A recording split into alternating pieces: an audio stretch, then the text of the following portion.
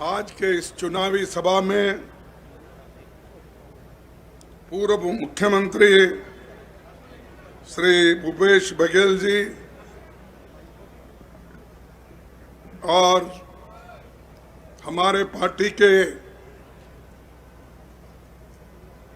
General secretary Shri Sachin Pilot ji, Deepak Baij ji, Tamradhwaj Sahu ji, Phoolo Devi Netam ji, Shiv Dahariya ji, सभी चरणदास महंत जी बोला मैं और कौन, तो इस मंच पर बैठे हुए सभी मेरी पार्टी के नेतागण और यहां पर पधारे हुए मेरे भाइयों बहनों, युवा मित्रों, मीडिया के मेरे दोस्तों, अभी आपके सामने बहुत से नेता बोलने वाले हैं।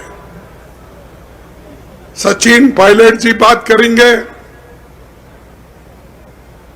भूपेश बघेल जी बात करेंगे और भी नेता जिनका नाम है वो सभी नेता तुमको बात करके समझाएंगे कि किस ढंग से अपने को वोटिंग करना है और क्यों करना है, किस लिए करना है, ये सारी बातें वो समझाएंगे। मैं सिर्फ आपसे मिलना ये दूसरी बार है मैं आपका दर्शन यहां पर ले रहा हूं। पहले एक बार आया था, उस वक्त मैं आपसे मिल के गया और इस बार कुछ मांगने के लिए मैं आया हूं और मुझे आशा है आप कभी मुझे निराशा नहीं करेंगे, राहुल गांधी जी को भी निराशा नहीं करेंगे, सोनिया गांधी जी को भी निराशा नहीं करेंगे और यहाँ पर मंच पे बैठे हुए लीडर्स को भी आप निराश नहीं करेंगे, ऐसी मेरी आशा है। जय जोहार, जय छत्तीसगढ़ महतारी।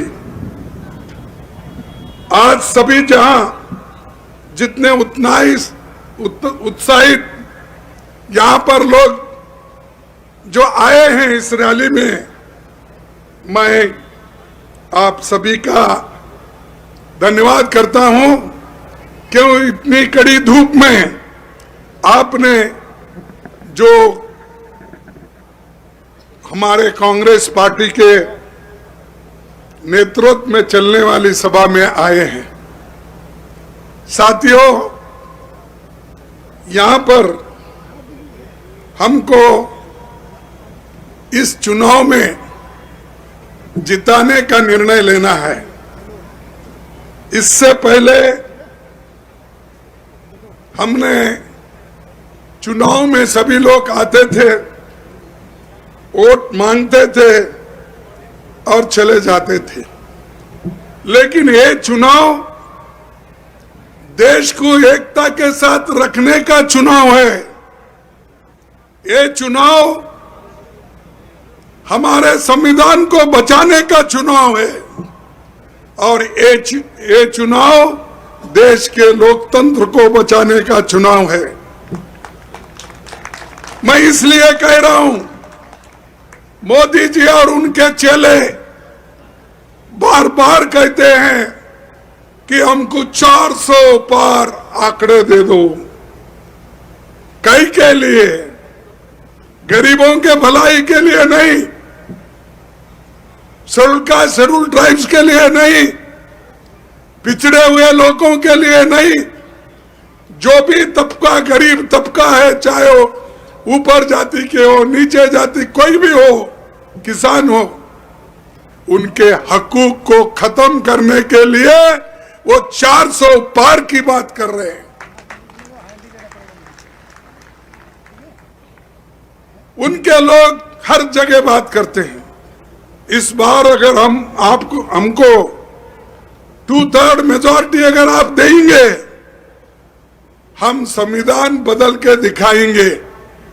ये बहुत से लोगों ने बार बार कहा, इस बार भी वही बात कर रहे हैं। परसों आरएसएस के मुखिया मोहन भागवत ने यह कहा कि हम संविधान बदलने वाले नहीं है, रिजर्वेशन खत्म करने वाले नहीं है, यह ऐसा ही चलते रहेगा। उन्होंने कहा, क्यों कहा? अगर आप बदलने की बात किसी जगह नहीं करते तो ये बात नहीं आती थी।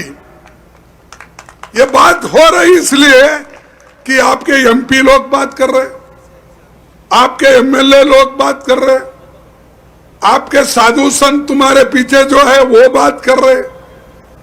सबसे ज्यादा हमारे जो देश के प्रधानमंत्री है, जो नाम ही जल्दी आता है, नरेंद्र मोदी जी,